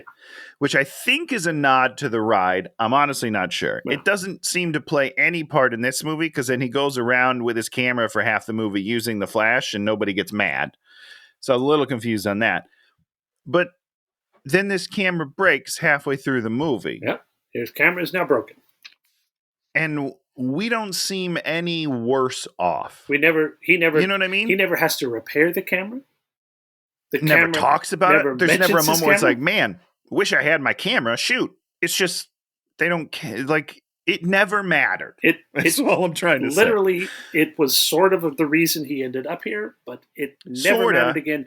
Why destroy it? I honestly think the only reason it's there is to do the flash photography joke. Oh, yeah. For the ride.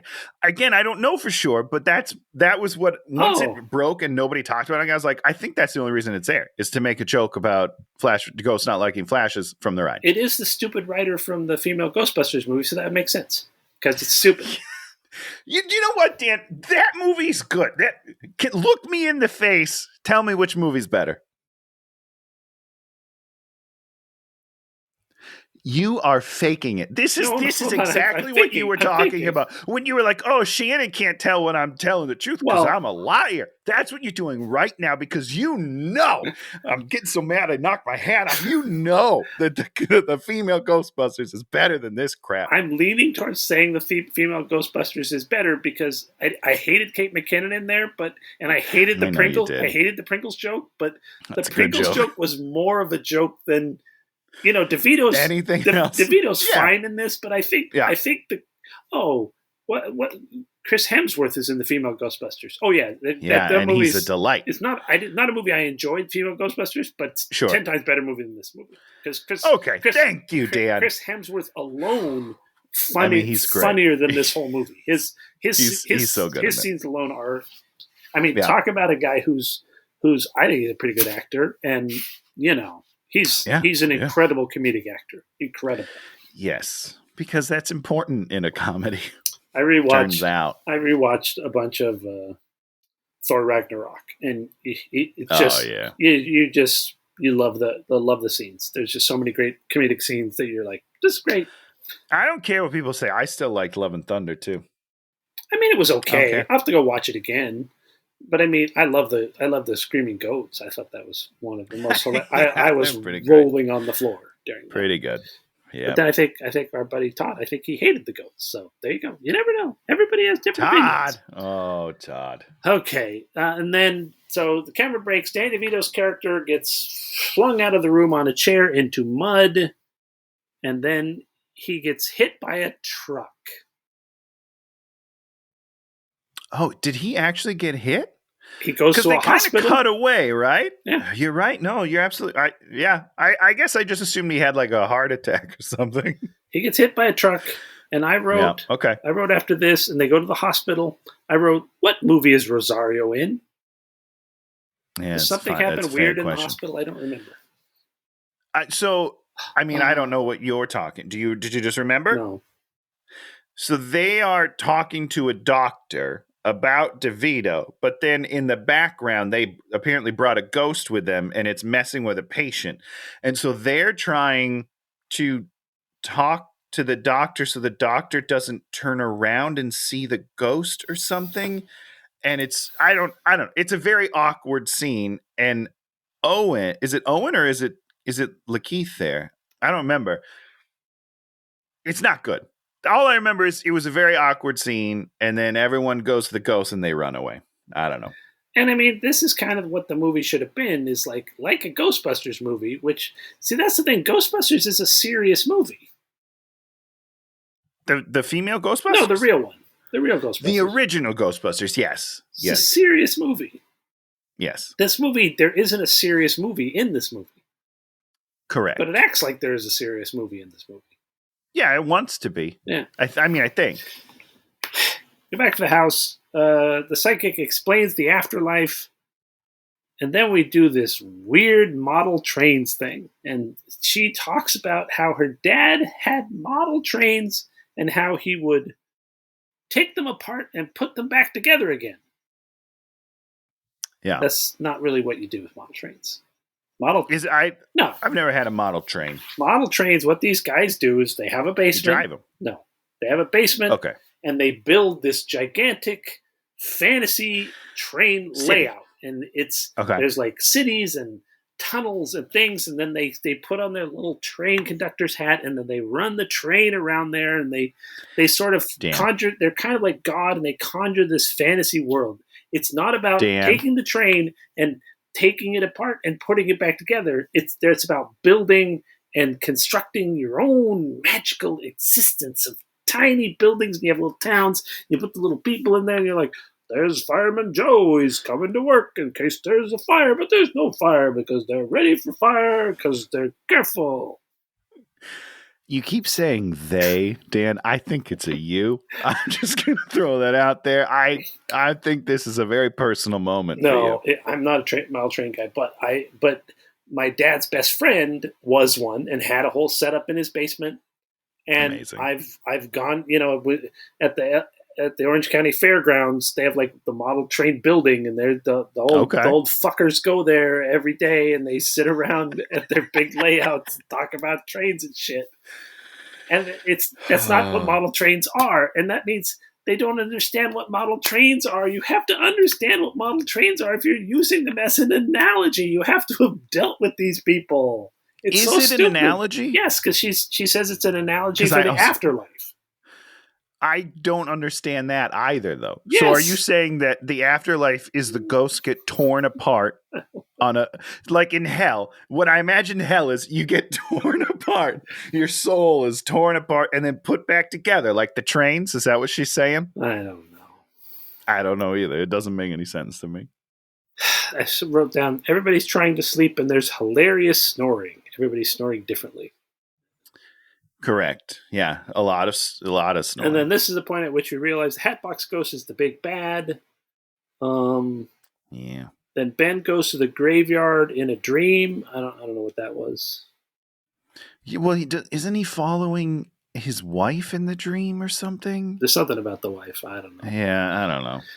Ben and Harriet. It didn't matter to the movie, so it's fine. Ben and Harriet's the psychic Tiffany Haddish. They go to look for Bruce, who is Danny DeVito. They find him. He's in the attic. I don't know. Because he's looking for Leota. I guess he's looking for Leota. Ben goes up there, and then the ladder comes down, and who do they send? They send the man with no skills. Ben, he goes up there. He finds the locked box. Bride goes to tax him. Yeah. He does a bunch of being an ally jokes. Oh, they were jokes. Oh, okay. Interesting. Because he doesn't deliver them like they're jokes at all. It sounds like he's just talking to her. What is a ghost bride? I think she might have had an axe. What does that have to do with allyship? Because she's the one that's decapitated 5 husbands or whatever. What does that? She's got a backstory. What does that have to do with ally?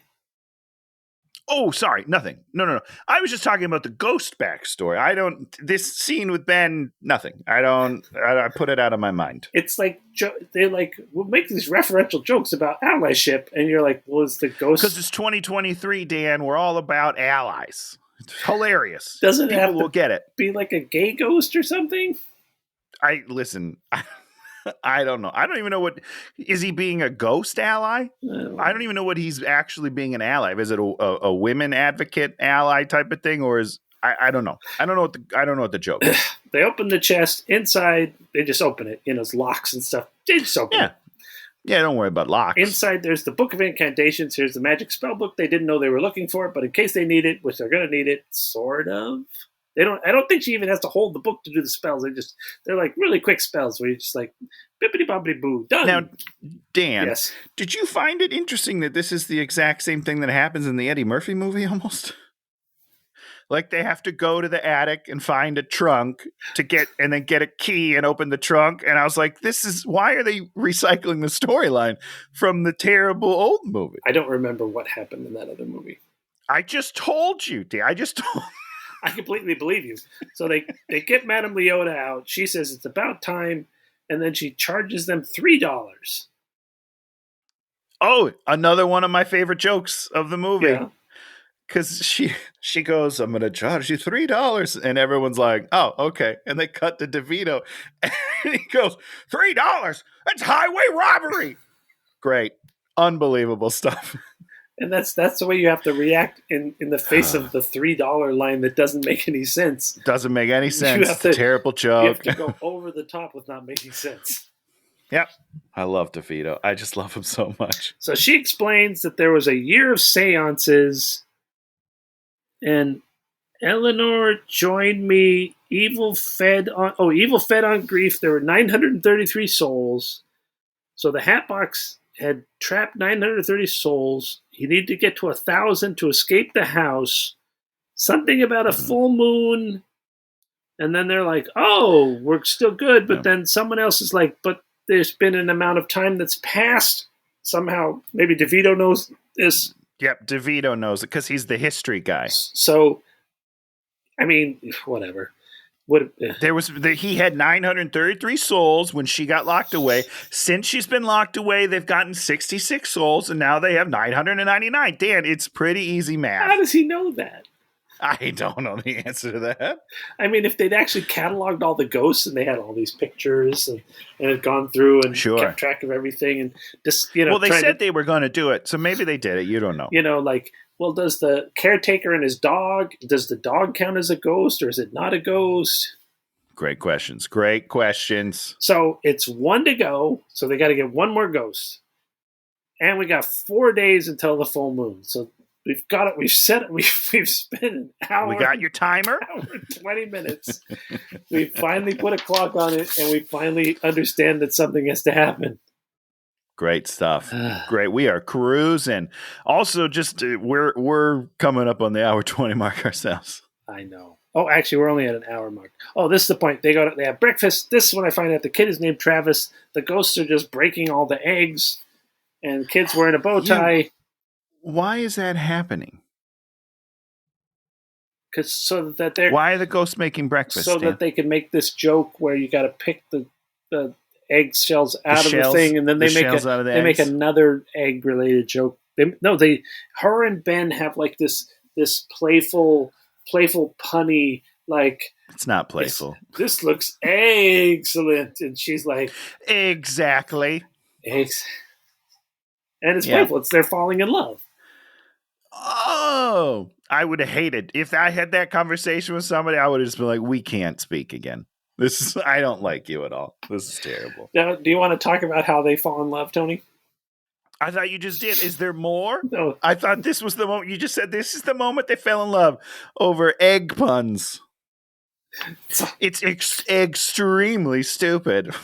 They're going to have an excellent life together. Okay, so the kid comes home. The other kids don't want to let him go to the birthday party. He gives them a talk. Why do kids hate me? Then he does the weird action guy bit. And then they go inside and play more things. And Rosario's like, action figure. He's the man for me. I'm going to marry him. Even though this is what does it? Even though they don't fall in love in the movie, it's just like with everything in this movie, it's hinted at that they'll probably fall in love eventually. No, yeah, because they kind of do. Because at the end, there's definitely feelings. The way they talk when he shows up in the post scene there. You know what I mean? So we do this. They love each other. We do the seance. Ben projects. He sees Gracie. He chases Gracie. Okay, Tony. He's following Gracie to try to find something. Yeah. And here come the duelists. Classic duelists. Yep. They march their steps. They point their guns at each other. What does Ben do? Ben's standing between them. He doesn't do anything. Does he? He looks at both of them. And that's all I remember. He does this. He does this. And then they shoot him. Right? Am I missing something? What did he do? That's exactly what happens. I don't understand. I don't understand either because they're counting. They're counting their steps. You know exactly who they are and what they're doing. But then he acts as if it hurt, but then he's fine too. I don't understand. I don't get it. Okay. I don't get anything. So he's coming. The bat's coming.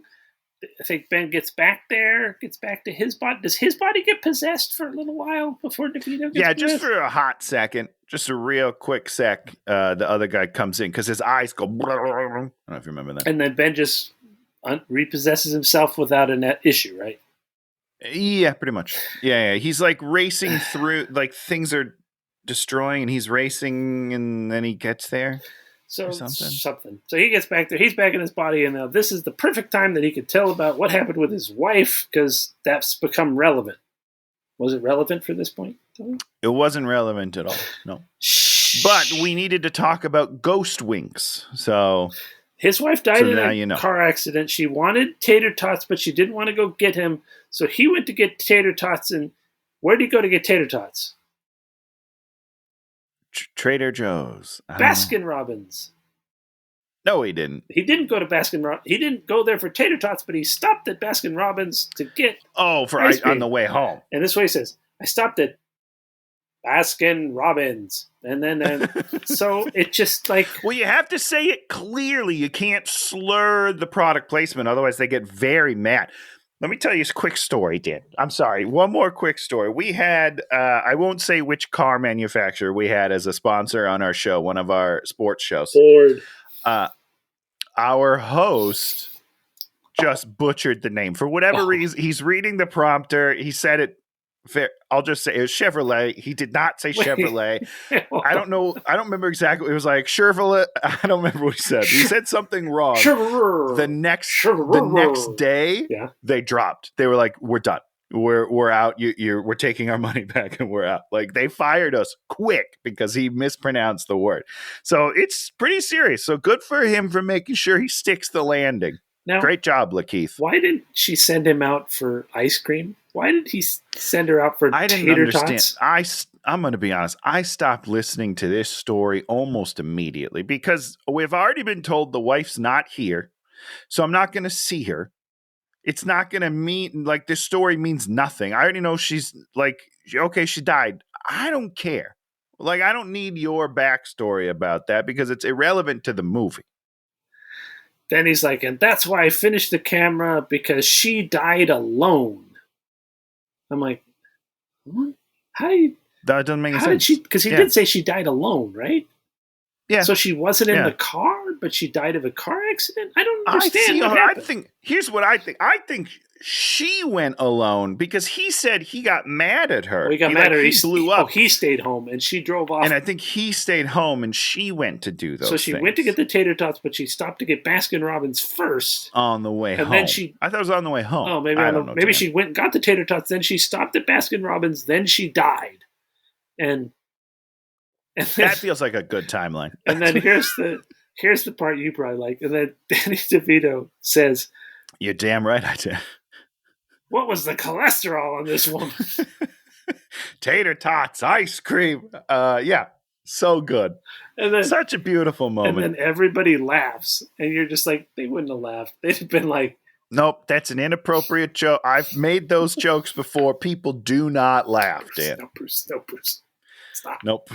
Not the time, what guy. Did I do? Now they're like, so to figure out who they're up against, they go to see the police sketch artist and then say that they got mugged, and there's this whole sort of bit.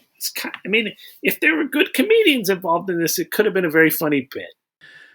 DeVito is still doing funny things. Yeah. But he's playing off of nothing. And that's hard because he's not giving any of the information, right? He's responding to the information that's given. Like when he does the thing where he pulls back, he's like this. It's funny. And then I do like the end when he flips it over and it's an uncanny drawing of the ghost. And then DeVito goes, now what would he look like with skin? Like, that's a funny moment. It's funny stuff. Funny moment. The police sketch artist played by Hassan Minhaj, and he's a comedian, right? He's a canceled comedian. Oh, okay. If you haven't read that story, go read that story online. Holy moly! This guy, no. He's a Daily Show guy. Mm-hmm. Took a lot of other people's stories about racism and shit that happened to them, and just weaved them into his biography. Oops. But it's okay because he's fighting against like racism and shit.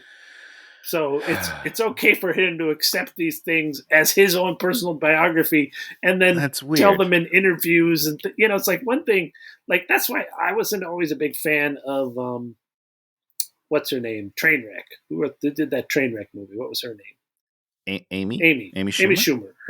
A lot of her jokes are like, I slept with 17 guys, not...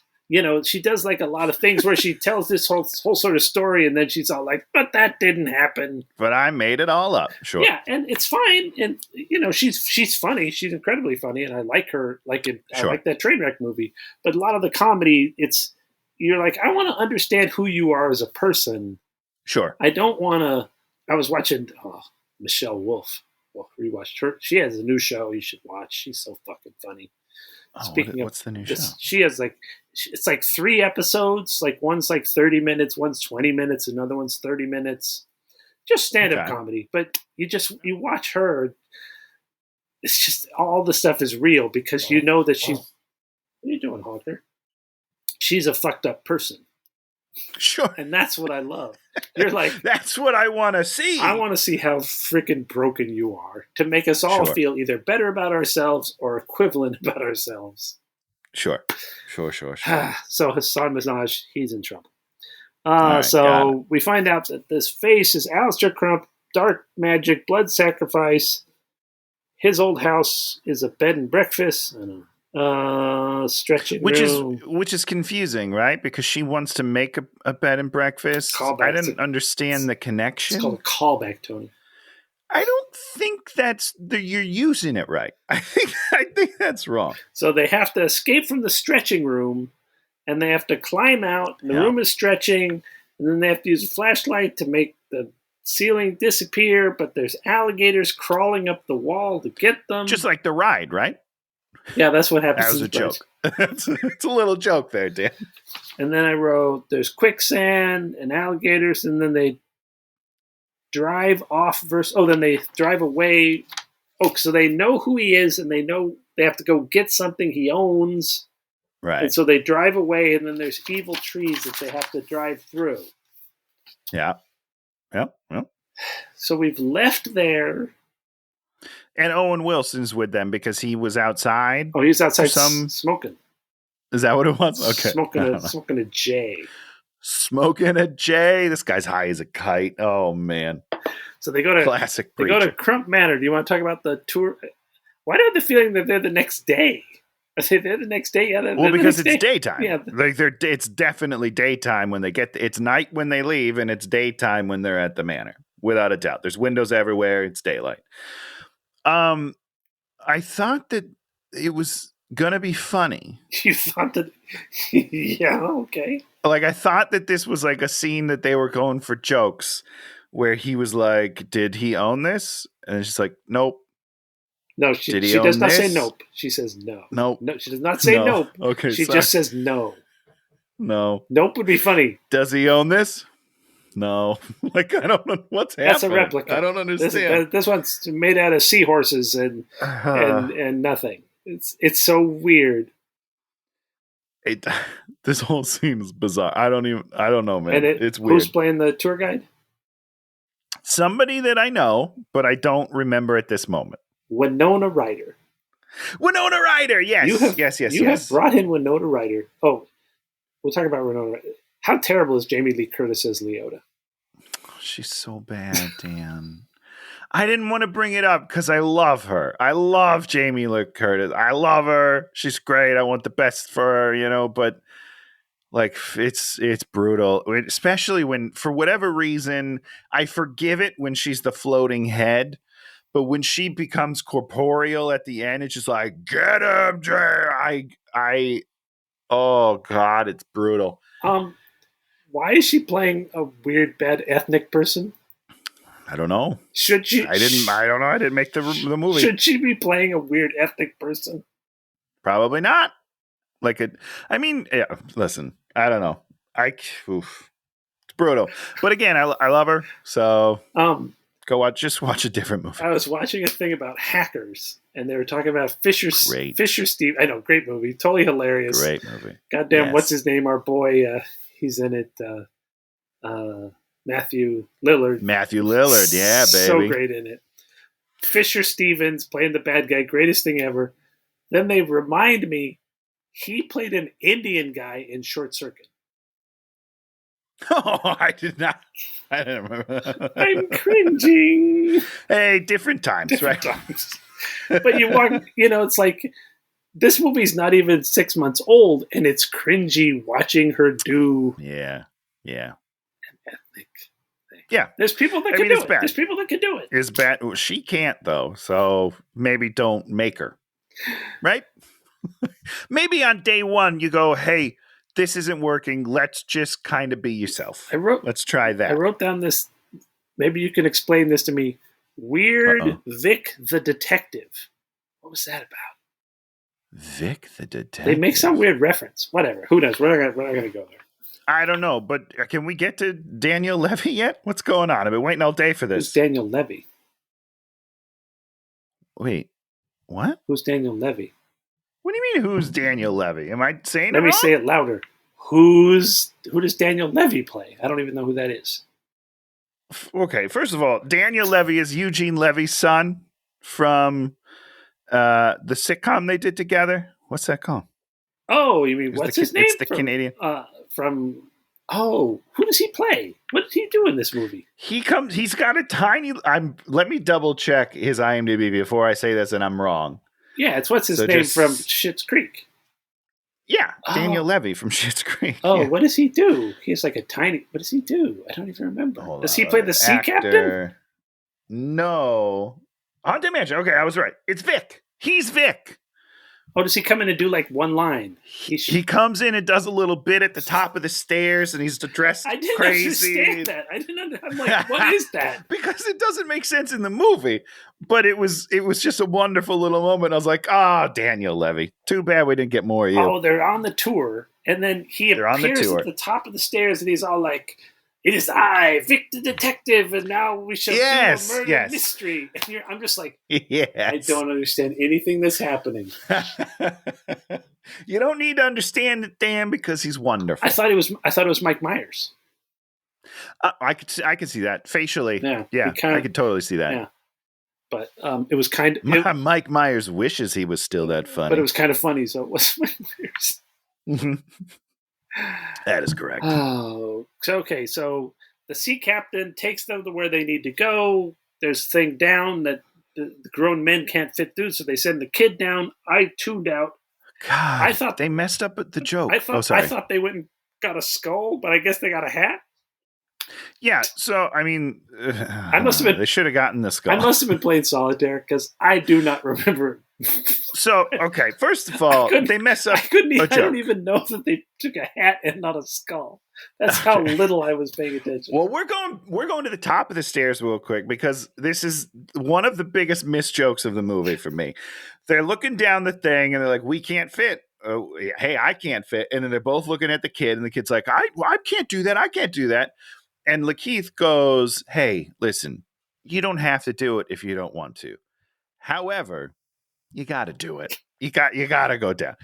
They blew that joke so hard. The pacing of it is so weird. Like it's such a simple. It's not the funniest joke in the world, but it's such a simple little misdirection joke where you're like, "Hey, you don't have to do that, but you're gonna have to do that, right?" You're gonna have to do it. Right. That, how do you mess up that joke? I don't understand it. And that was the moment I was like, oh, he can't do comedy. He just can't do it. He's incapable of doing it. He should not be in this movie. Beautiful man. I love him as a dramatic actor. Can't do comedy. I always remember, like, one time our friend April Moreau was doing like this script reading, and she like brought me in, and and all these real actors, right? They were all, everybody. I guess my invitation was lost in the mail. I was thinking they needed some Dan Goodsell energy. I meant the real actor part there, Dan. That's where I should have been seated, okay? And you're the color. And so I got to watch all these people get a script they'd never seen before and do a thing, one by one. These people worked on all sorts of stuff. Real people. Sure. These poor guys were talking about their sad careers. It was pretty funny. I'm I've done nothing. And you could just see they didn't have any take on anything, and they really didn't know how to just glom into something, and cold reading is a real skill that a lot of people do not have. Yeah, it was pretty interesting. And the reason why one of the big reasons that, not to toot our own horns, that we do have it is Guy. It's Guy Stevenson. Oh, really? Guy. When putting those sketches, the first time you see them on their feet, that's such a great training ground for you have to make choices. Right or wrong, doesn't matter. It's a cold read. Like you don't know what's right or wrong. You just have to make a choice and fucking go for it and just trust your instincts. If you play it neutral, it's dead. Yeah. And so these guys didn't know. They didn't know in my opinion, they didn't know what they were doing. And I'm just like, I did my thing, and I'm sure I got a few laughs. I mean, I don't know if I don't think I killed it or anything, but I dredged in there and did something. And these other, they didn't do anything. I'm just like, wow, okay. And I guess that's. I'm gonna tell you. Oh no! I guess when they go into an audition, maybe they have a little more time and they make one choice, and that's what gets somebody through, is that they made the right choice at that right moment. But if you make the wrong choice and you get a redirect, you have to be able to make that's sure. what is the difference between a good actor and not a good actor, in my opinion. If you make a choice, great. If you nail it the first time, congratulations, that's awesome.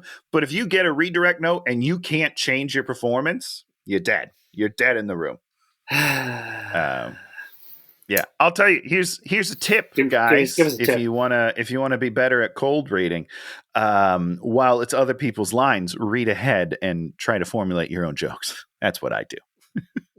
Tony always comes in with some jokes in his pocket, like you gotta have locked and loaded. Pulls out some Henny Youngman good ones that he's known for many years. In my head, I've got a hat that I'm pulling jokes out of, and I'm just like, you just gotta make it fit. If you already wrote the joke, just make it fit, guy. So they get out of there, they drive away, and then they do some Burger King reference. They don't go to Burger King. They don't swing through Burger King. They just mention Burger King. And it's not, I was expecting a joke because he's like, oh, they're tater tots. It's a ghost wink. And then he's like, no, those are my jalapeno poppers. First of all, those two foods do not look similar. Not even a little bit can you confuse tater tots with jalapeno poppers. But also, as far as I know, Burger King doesn't have jalapeno poppers. Is that new? I don't remember them having Burger King, them, I do not. I could be wrong. The place you would go for jalapeno poppers, we all know, is their Wiener Schnitzel. That's where you go. Wiener Schnitzel's great. I feel like Carl's Jr. has good ones. Is that who's Bronco Berry? Who's got Bronco Berry sauce? Arby's. Oh, Arby's. Sorry. Arby's has great jalapeno poppers with Bronco Berry sauce. It's like a sweet glaze. Ooh. Also good in it, they're curly fries. So there's a little hot tip for all you fat people out there. They get back to the house. They leave the kid in the car. They give him a pad so that he can communicate with his dad. Supposedly his dad has been ghostwriting to him the entire movie that we talked about earlier. I'm confused, Dan, because he says... Does he think he's going to write a letter and then mail it to the dad? Is that what Lakeith thinks when he gives him that? I have no idea. I have no idea. I don't understand. All right. Anyhow. And then this is where we learn why Owen Wilson's character has made no sense. He's not a priest. He just does fake exorcisms to make people feel better. Yeah. Great. Okay. Great joke. I love it. They go inside, and then Danny DeVito tries to poison them. Lakeith doesn't take it.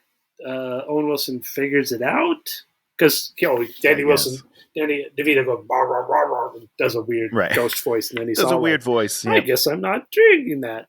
Then the kid asks Dad for help through the thing. Lakeith runs in there, unties the ladies, and then they come out there and start to fight DeVito.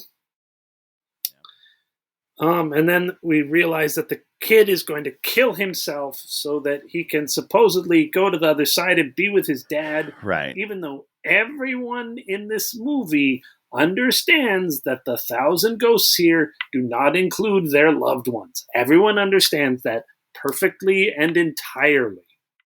Except for a child. Well, I don't even think does the kid think his dad? Here's my problem. Is that the twist of this movie is literally child suicide. That's not... No, I will never back a movie that is the twist ending. Oh, surprise! Instead of this 40-year-old man who lost his wife is a willing sacrifice, we're gonna make a kid want to kill himself, and that'll be the fun movie in our Disney's Haunted Mansion. No, go fuck yourself. I'm out. I was out immediately. It was just like, what? I don't understand. Yeah, no, I don't know how. You said it was a lady who wrote this. I don't know how she thinks that's okay. It's not okay. It's not okay. Very inappropriate and very worthless. And like, why do you have to make it a willing person?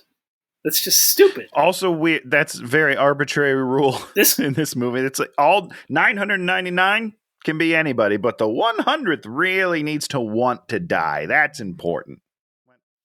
No. I don't understand. No, so movie's dead to me. Not that I was enjoying it up to that point, but once that hit, I was like, I'll never watch this movie again. So Danny DeVito gets a piece of the hat because they threw the hat in the fireplace. Tiffany Haddish has to go see Leota, who's going to convince her to believe in herself, because that's the problem that she's had the whole movie, is not believing in herself. And then the little kid, as he's about to commit suicide, he's like, I hate it here. I hate it everywhere. And then Lakeith's like, I feel your pain. Trust me. And he feeds on grease. And he's like, it's okay. I got you.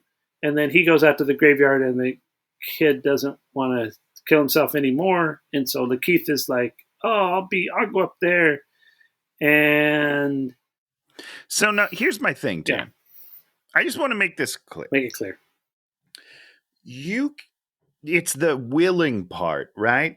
It's the fact that this kid, especially that scene where he's like, nothing feels right here. I don't want to be here. Like, he is making the choice to end himself. You can do this in a way that it's the father luring the child to be with him, right? Sure. Like, And I'm okay, not that I like it, but I'm okay with the kid's grief leading him to believe that he'll be with his father. Well, right? There's a way to do that. You have like the pit that you have to get this person to go into the pit willingly or something like that. You just have to trick them into there. The father's come with me, and the kid's like, "No, Dad, I want to be alive," and he's like, "No, but I need you, whatever." Right. But you can't do that. There's a way that you can do that. Because the ghost isn't there, but you can set that up. You can have the Hatbox Ghost 100% faking it. Yep. There's 1,000 ways to do it that would actually pull on the heartstrings a little, as opposed to the kid monologuing about how he wants to kill himself. Yep. Gross. Yeah, not something that we should even put in a movie, in my opinion. A kid's movie, ostensibly, maybe? I don't know. Yeah. No. So, anyhow, I'm out. You can do the rest by yourself. Okay, so Ben's like, and once again, so Ben's like, I'll do it, sort of, in a weird way. So he's up there, and then Ben doesn't do it, and the time passes, and the ghost loses? Oh, no, Tiffany Haddish shows up on a horse and goes, you're banished. And then Madame Leota's like, that's all you needed. You just needed somebody to go like this and say you're okay. Yeah, that's the moral of this movie, huh? And for some people. Jared Leto played the Hatbox Ghost. What? Are you sure? Oh, absolutely. 1,000%. Wow. Okay. You don't believe me? It's not that I don't believe you. I don't understand the reason. Because his quote's not cheap. I'll tell you that. I don't know what it is, but it's not cheap. And I had no idea that it was him, nor do I think that it matters that it was him. Didn't matter. Didn't sound like him. Didn't look like him. Didn't act like him. Didn't mean anything. Not to be rude, Ghost didn't do a whole lot of acting, right? Like, he's not doing a whole lot of stuff that you need to hire a notoriously, like, deep actor, right? Like, he's I don't know. That's a weird choice. I'll just leave it there. So boom, they've beat the ghost by not killing themselves. That's how you beat the ghost. You have to not kill yourself. Just don't kill yourself. Yay, you did it. Ooh, surprise. Couldn't have everybody have just walked out of the house, right? Couldn't we have all walked out of the house on the full moon? Well, you can't. I don't know. I don't know the rules. Let's not have anybody in the house to kill themselves on the full moon. Yeah. Maybe that's what we would do. It's sad that that's like the crux of your movie, right? Like, just don't kill yourself, and then you'll live. So, congratulations. Everyone gets to live if nobody kills themselves. Thank you. What? So we fast forward to some amount of time. The captain which goes. We don't know. We get to watch the captain go steal a boat. How necessary was that scene, Tony? Why does he need a boat? Can't he just go into the ocean? We needed to see him steal a boat. He brought the ocean to a bedroom at one point, right? So he could just kind of be on a ghost boat. But no, he steals a boat from two men that are and they're like, "Well, our boat." That's their livelihood. Would be my guess. They're probably fishermen. Those two people are dead. Ben goes back to his house. The cat that was at his house, his name is Tater Tot. So Ghost Wink. Ghost Wink. And then he goes and takes flowers to Rosario, and Ben's become the vice president at school, and everyone lives there together, and Danny DeVito's making chili. That was weird, right? Am I crazy? Like, that was weird. Everyone just starts popping out, and he's like, "Oh, you guys all live here?" And they're like, "Yeah, of course we live here." What? What's happening? Where did any of their lives go? I'm so confused. They didn't have lives until this happened, and then there's a lot of extra rooms. That's not true, because they were all experts in their field, right? So they all had something going on. Now they other than Owen Wilson, who was a con man, I guess. And now Danny DeVito will bring you a hot towel at 2 p.m., and Tiffany Haddish will tell your fortune at by appointment. I guess. I don't know. It's very weird. It's just like, how do we wrap up the movie? Well, have everybody live in the haunted mansion.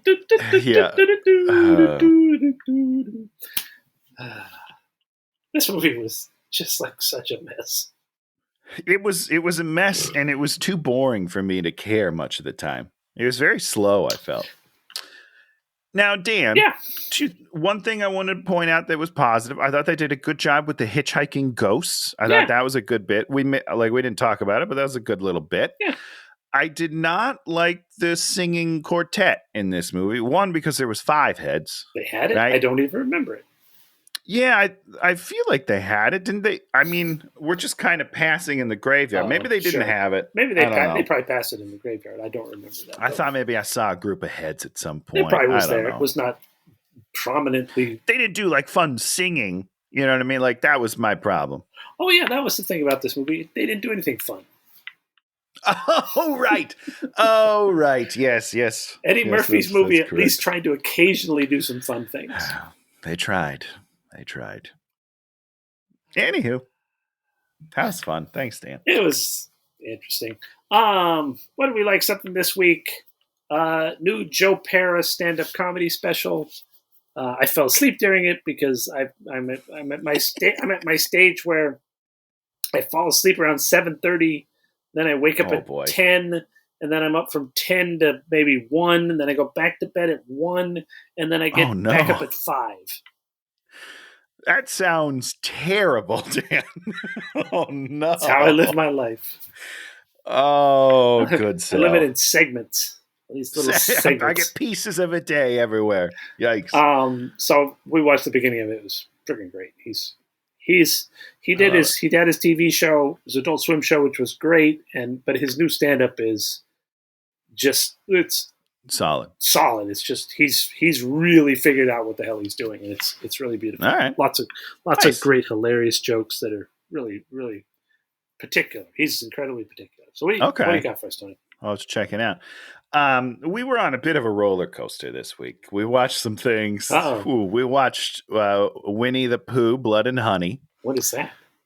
It's a horror movie about Winnie the Pooh. Oh, wow. Winnie the Pooh and Piglet try to kill Christopher Robin and then a bunch of girls as well. It's wild. Okay. It wasn't the worst thing I've ever seen. They're making a sequel because it made $5 million on a $100,000 budget. So we'll get more of it. That's great. We also saw Kids versus Aliens, which is from the guy who did Hobo with a Shotgun. I don't know if you ever saw that. That movie is bad. I hated that movie. That one was really, really bad. So then the one thing that we did like is The Golden Bachelor has started, which is a 71-year-old gentleman is the bachelor, and he's got some hot ladies to choose from. And it's nice because here's my problem. A lot of the dating shows are very superficial and very fake, and nobody feels like they're actually there. And these people are genuinely looking for another chance at love. A lot of them are like widowers and like I've cried because I'm just like, I want them to find love. So it's nice. It's nice that there's actual feelings in a dating show. I don't think we've ever seen that before. So it's fun. Oh, it's fun. Okay. Well, we're running out of Halloween, so we have to keep it going. I don't know. Do we have 2 more? Will we be able to get 2 more? We might only have 1 more. I'll have to do the math. No matter what, since we might only have 1 more, we're gonna go big. We're gonna go full Hollywood since we've been doing pretty good. I love this. We've been getting full Hollywood. I had another movie which I was gonna do, which was very, very low rent, which we're gonna have to do later. Maybe we'll do it next. Those are always fun. Yeah, those are fun. But I was like, oh man, my boy Todd, he talked about this movie, and he was the level of anger that he had was very, I love that. Very high. Yeah, fiery. And since we've already been talking about Ghostbusters, maybe we should do the latest of the Ghostbusters jams, Ghostbusters Afterlife. I did not watch. I've seen a lot of movies, Stan. I specifically did not watch this movie. I just based on the trailer, I was like, I'll never see this movie. I loved the trailer. I thought the trailer was like, oh my God, these kids and they're driving in the thing and they swing out there and they're doing the thing and Paul Rudd. This could be really fun. And how is that Ghostbusters? People get mad that they made the Ghostbusters all women. Now they're all children and people are like, this is great. Oh, I love that. What is going on right now? Hypocrites, all of you. But we're gonna go see it. We're gonna figure it out. Oh man. All right. Here we go. There we go. We'll have to just watch more of that stupid kid from Stranger Things who I hate. Oh, you hate Finn Wolfhard, don't you? Finn Wolfhard is trash. He's not trash. I'm sure he's a fine guy. I'm not a fan. I'm not a fan. You're more of a Dustin, whatever the Dustin Isn't kid's everybody, name. She's like a sweet kid, can sing like an angel. I mean, how can you not be a fan? Yeah, until he starts doing trap music and waving around a gun. Hopefully he doesn't go down that path. We'll try to steer him right. So if you like what you see, give us a thumbs up. Should have mentioned that at the beginning. You say that every week now, is that we're going to move it to the beginning. We never do. Nobody is watching for an hour and 37 minutes, Dan. I'm sorry. It's not happening. And we'll be back next week. Or subscribe or leave us a comment if there's a movie you want us to do. Otherwise, we'll be back talking about Ghostbusters Afterlife next week. Goodbye, everybody. Hey,